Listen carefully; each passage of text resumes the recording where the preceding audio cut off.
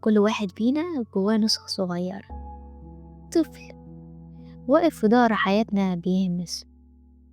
الطفل ده هو اللي اتربى، وهو اللي اتعاقب، هو اللي اتقاله اسكت، وهو برضو اللي اتقاله براحتك. واحنا بدون ما ناخد بالنا بنعيش النهاردة بتأثير اللي حصل امبارح. أهلا بيكم في حلقة جديدة من لسه بتنفس. هو معاكم فاطمة عادل.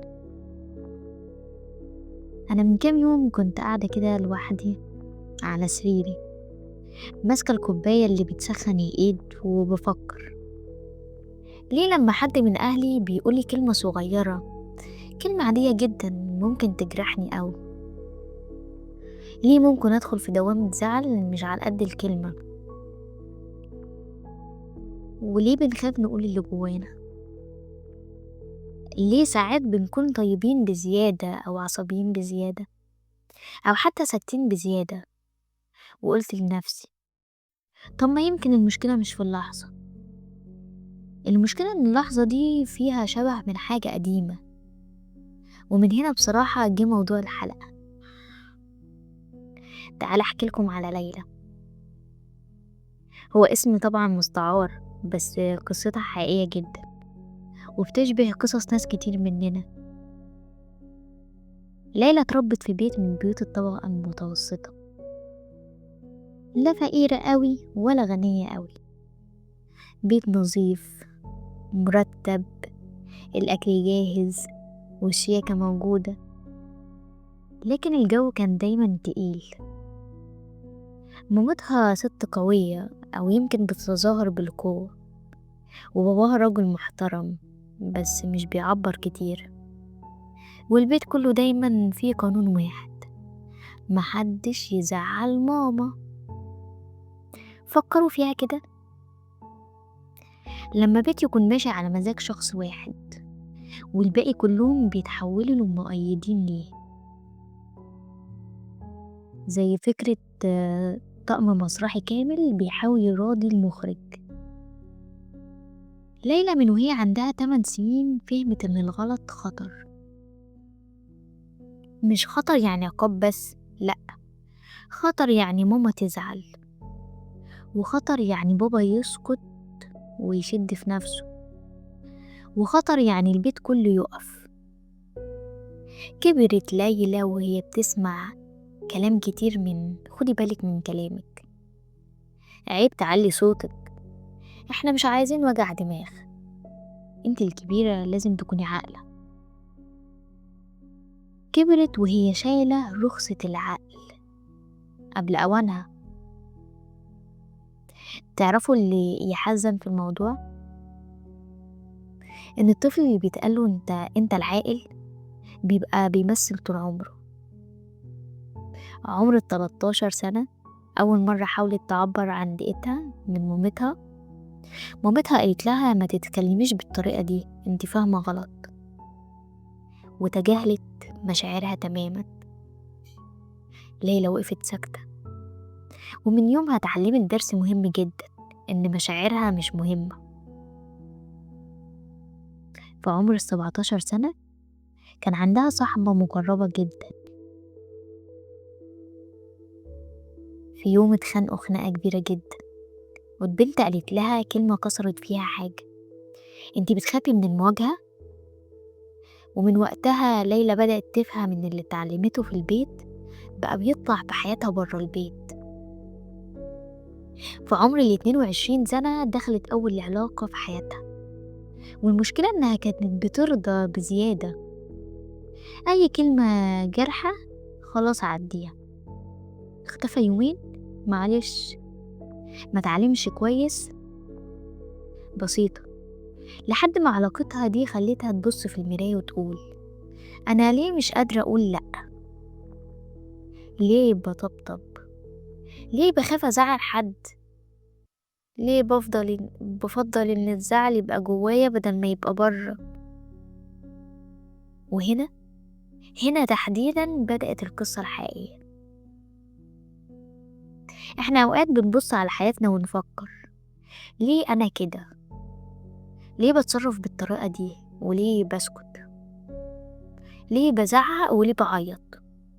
بس الشخصيات دي مش بتظهر فجأة، دي بتتكون من نبرة صوت سمعناها واحنا صغيرين، نظرة إحباط أو مقارنة حصلت، لحظة تقلنا فيها اسكتوا، لحظة تقلنا فيها ما تعيطوش، أو لحظة تقلنا فيها عيب وهي أصلا ما كانتش عيب.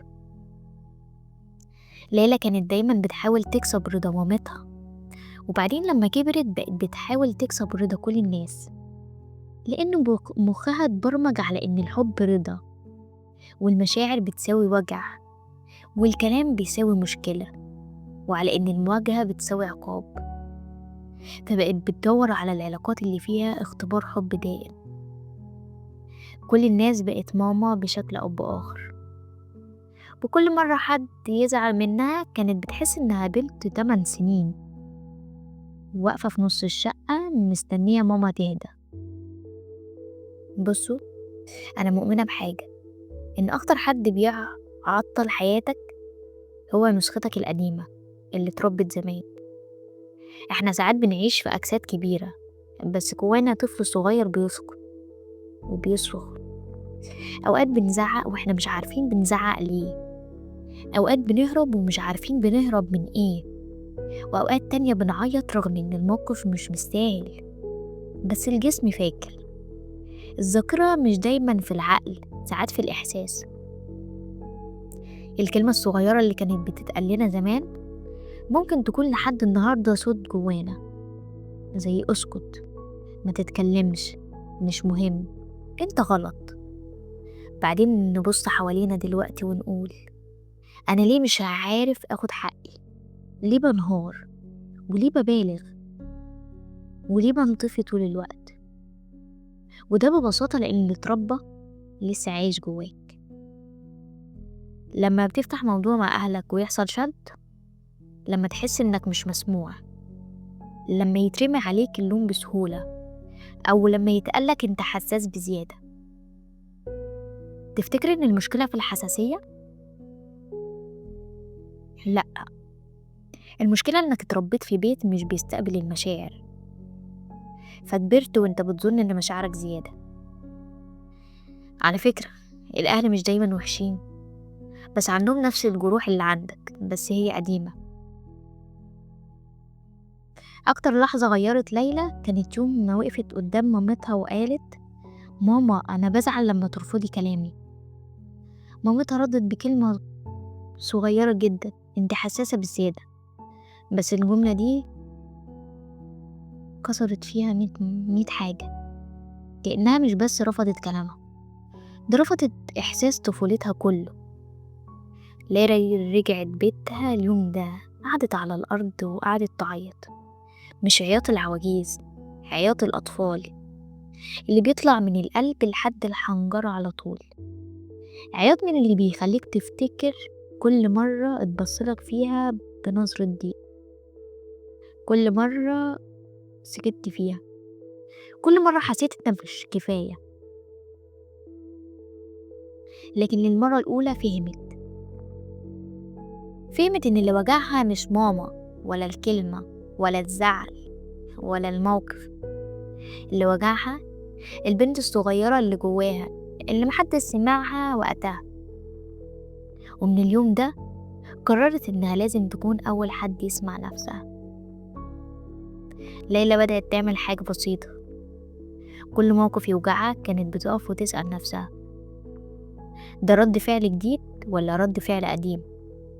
ده خوفي أنا ولا خوفي اتعلمته؟ ده صوتي أنا ولا صوت حد تاني؟ وببطء وهدوء بدأت تتغير. مش اتغيرت بمعنى انها بقت قوية فجأة، لأ، لكن بدأت تشيل من عليها تراب التربية. بدأت تفهم ان الحب مش لازم يبقى خوف، والكلام مش خيانة، والزعل مش نهاية، وان الغلط مش كارثة، وان التعبير عن النفس مش قلة أدب، وان الهدوء مش دايما علامة ضعف، وان القوة مش صريخ، وان الحدود مش جفاء. وبدأت تشوف نفسها مش بنظرة أهلها، لكن بنظرة نفسها. ابدأوا بملاحظة ردود أفعالكم القديمة قبل ما تتغيروا. شوفوا انتوا بتعملوا ايه أصلا، واعرفوا ان كل رد فعل قديم ليه أصل قديم. اسألوا نفسكم، ده صوتي ولا صوت حد من أهلي؟ لو مش صوتك يبقى تقدر تغيره. اتعلم تقول مش قادر، مش موافق، مش مرتاح. وده على فكرة مش قلة احترام، ده احترام لنفسك. حدد حدودك. الحد حاجة بتقولها بهدوء مش بالأذى، وده عشان تحمي سلامك الداخلي. اختار رد فعل جديد حتى لو بسيط. التغيير الحقيقي بيتبني من خطوات صغيرة. افتكروا ان اهلنا نفسهم عندهم طفل جواهم مجروح. الفهم مش معناه تبرير، بس بيريح. لو عندك القدرة انك تروح تتعالج، مش لازم تكون مكسور عشان تتعالج. احنا بنتعالج عشان نرتب جودتنا وجوانا. انا مؤمنة جدا ان اللي حصل لنا زمان مش بيحدد مصيرنا.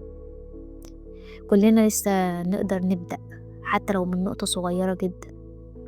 حتى لو من جملة انا تعبت من الخوف، انا مش هكرر اللي اتعمل فيا.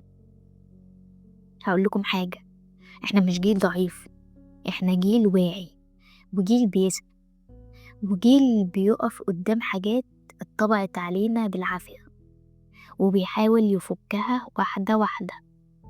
ومع كل خطوة احنا مش بس بنغير نفسنا، احنا كمان بنغير الجيل اللي بعدنا.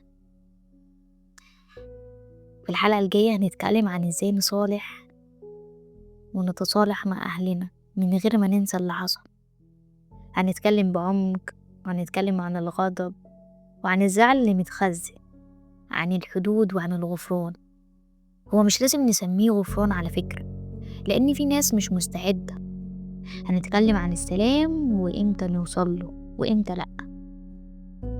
أنا دايما بقول التربية اللي أخدناها مش ذنبنا، لكن الشفاء منها مسؤوليتنا. مش لأن أهلنا غلطوا، بس لأننا اللي بندفع تمن اللي حصل. لو انت أو انت ليلى أو جزء من قصتها جواك، اعرفوا انكم مش لوحدكم. احنا كلنا جوانا طفل صغير واقف على باب قديم عايز يسمعه. واحنا هنا لسه بنتنفس، بنتعلم نفهمه، بنتعلم ازاي نحضنه ونقوله انا هنا ومش هسيبك تاني. خدوا نفس عميق وخلوه يطلع. انتم مش نسخ متكررة، انتم بدايات جديدة، ووعيك هو أول خطوة. كانت معاكم فاطمة عادل من لسه بتنفس.